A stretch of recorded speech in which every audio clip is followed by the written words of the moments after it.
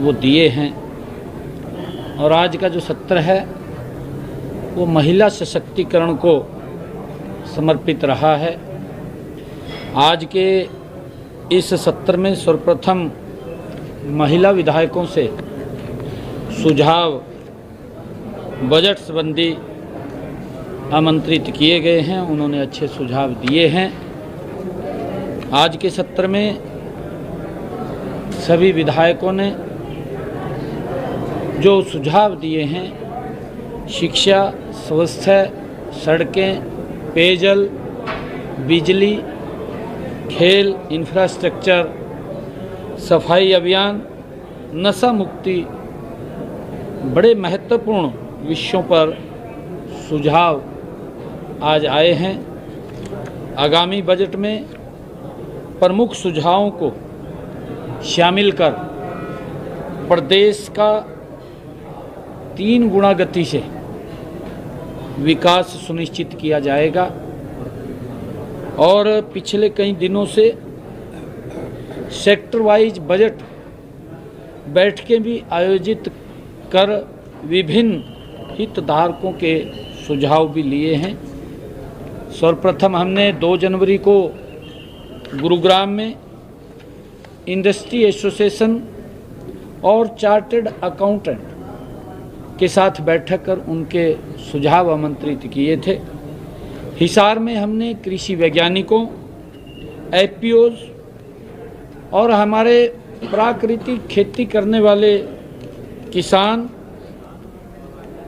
प्रगतिशील किसान और हमारे जो हॉर्टिकल्चर के किसान हैं, ऐसे सब किसानों को हमने आमंत्रित किया था और उनके बड़े महत्वपूर्ण सुझाव हमें मिले थे। हमने हरियाणा प्रदेश में जो हमारा युवा जिन्होंने अपना स्टार्टअप शुरू किया, ऐसे स्टार्टअप युवाओं को भी हमने आमंत्रित किया और उनसे भी हमने महत्वपूर्ण उनकी तरफ से सुझाव आए हैं। उनकी जो गाथा है वो हमने सुनी है, सुझाव भी उनसे आमंत्रित किए हैं। कई युवाओं ने तो 0 बजट से अपना काम शुरू किया और हमारे स्टार्टअप वो 100 करोड़ से ज़्यादा की टर्नओवर पहुंच गए हैं। ऐसे उनकी जो गाथा थी वो भी सुनी है, उनके सुझाव भी आए हैं, जिससे कि हमारे युवाओं को उससे प्रेरणा मिलती है, क्योंकि पढ़ते पढ़ते उन्होंने स्टार्टअप शुरू किया। हमने यहीं पंचकुला में महिला उद्यमियों, महिला प्रतिनिधि, सेल्फ हेल्प ग्रुप की हमारी बहनें, नमो ड्रोन दीदी के भी हमने सुझाव आमंत्रित किए हैं। पानीपत में हमने टेक्सटाइल इंडस्ट्री के सभी पदाधिकारियों से बैठक में सुझाव महत्वपूर्ण उनके भी आए हैं। हमने ऑनलाइन पोर्टल के माध्यम से प्रदेश के प्रबुद्ध जनों के लिए भी हमने सुझाव आमंत्रित किए थे। लगभग इस पोर्टल के माध्यम से हरियाणा प्रदेश के प्रबुद्ध जनों की तरफ से 10,000 सुझाव हमारे पास आए हैं, जो इस बजट के अंदर महत्वपूर्ण भूमिका वो समाहित होंगे। प्रदेश के लोगों को इसका लाभ मिलेगा। इन महत्वपूर्ण सुझावों को आने वाले बजट में जो भी आज माननीय विधायकों ने और सभी हमारे जो प्रतिनिधि अलग अलग बुद्धिजीवी वर्गों से हमने बात किया है, उसको हम महत्वपूर्ण सुझावों को बजट में शामिल कर हरियाणा प्रदेश के लोगों के जीवन को सरल और सुगम बनाने का काम इसके माध्यम से किया जाएगा। इसका लाभ मेरे हरियाणा प्रदेश के लोगों को मिलेगा। विभिन्न वर्गों से बातचीत, बेहतरीन सुझावों को आने वाले प्रदेश के बजट में समाहित कर प्रदेश के 2 करोड़ 80 लाख लोगों के हित का ये बजट प्रस्तुत होगा। आगामी बजट में प्रमुख सुझावों को शामिल कर प्रदेश का तीव्र गति से विकास नॉन स्टॉप ये विकास सुनिश्चित किया जाएगा। बजट न केवल तत्काल ज़रूरतों को संबोधित करेगा बल्कि दीर्घकालीन उद्देश्यों को प्राप्त करने का पर भी ये ध्यान केंद्रित करेगा। प्रदेश में बेमौसमी बारिश और ओलावृष्टि से 10 जिलों के लगभग 615 गांव में फसलों को जो नुकसान हुआ है, इन सभी प्रभावित गांव के किसानों को राहत देने के लिए हमने क्षतिपूर्ति पोर्टल वो खोल दिया है।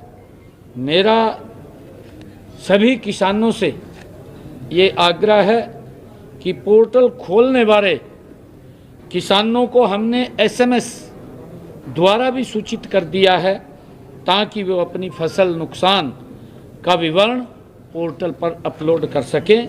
ये हमने इस पोर्टल के माध्यम से उनको SMS के माध्यम से भी सूचित कर दिया है।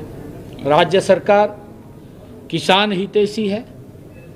आप पिछले 10 वर्षों के अंदर अगर देखेंगे कि अगर किसान के ऊपर कोई प्राकृतिक आपदा की मार पड़ती है तो हरियाणा की ये सरकार किसान के साथ खड़ी हुई दिखाई देती है और उन्हें आर्थिक रूप से सशक्त बनाने के लिए लगातार हमारी सरकार प्रयासरत है।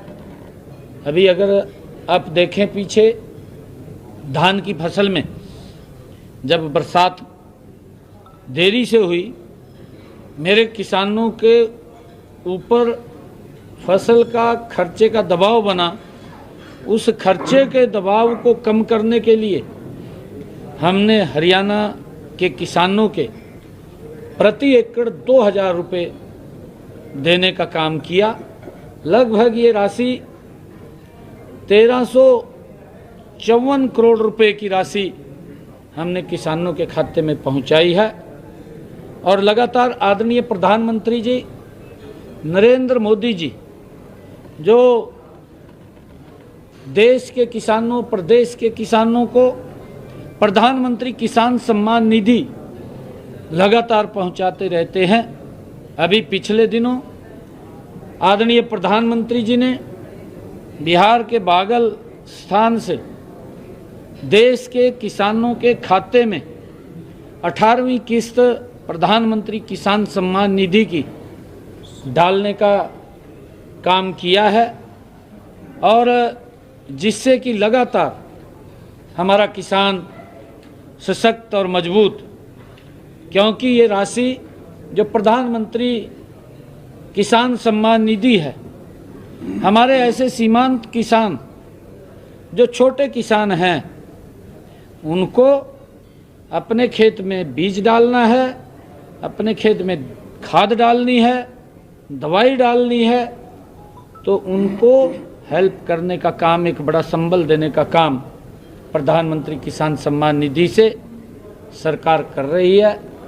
मुझे ये भी खुशी है कि आदरणीय प्रधानमंत्री जी ने जो खाद के रेट अंतर्राष्ट्रीय स्तर के ऊपर 2 गुने से भी ज़्यादा हो गए हैं, परंतु आदरणीय प्रधानमंत्री जी किसान हितैषी, किसान की लगातार चिंता करने वाले कि मेरे किसान के ऊपर कोई भी अन्य दबाव ना पड़े, हमारा किसान मजबूत हो, उस यूरिया और DAP खाद के ऊपर आदरणीय प्रधानमंत्री जी ने सब्सिडी दे करके जो यूरिया का एक थैला लगभग 300 रुपये से भी कम किसान को मिलता है, अंतर्राष्ट्रीय स्तर के ऊपर उसकी कीमत लगभग 1000-1200 रुपये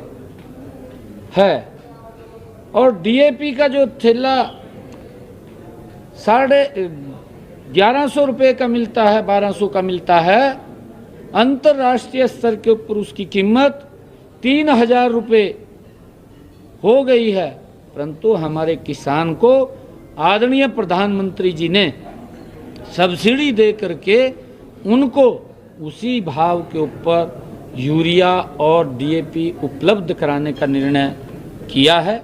इसका भी हम धन्यवाद करते हैं। इस प्री बजट जो हमारा परामर्श आज हुआ है, इसके अंदर आज माननीय विधायकों ने, सभी हमारे दलों के विधायक आज एकत्र आकर के उन्होंने अपने अपने महत्वपूर्ण सुझाव दिए हैं। और कल भी 10 बजे से जो विधायक छूट गए हैं वो भी कल इसमें सुझाव उनके आमंत्रित हैं। और सभी विधायकों का मैं दिल से धन्यवाद करता हूं कि वो उन्होंने आकर के, और इस प्रकार की जो प्रथा चली है, क्योंकि ये छठा प्री बजट का परामर्श विधायकों और समाज के अन्य सभी वर्गों के साथ जो उनके विचार, उनके सुझाव, महत्वपूर्ण सुझाव उनके आते हैं, उसका हरियाणा प्रदेश के लोगों को लाभ मिलेगा। मैं सभी का धन्यवाद करता हूं।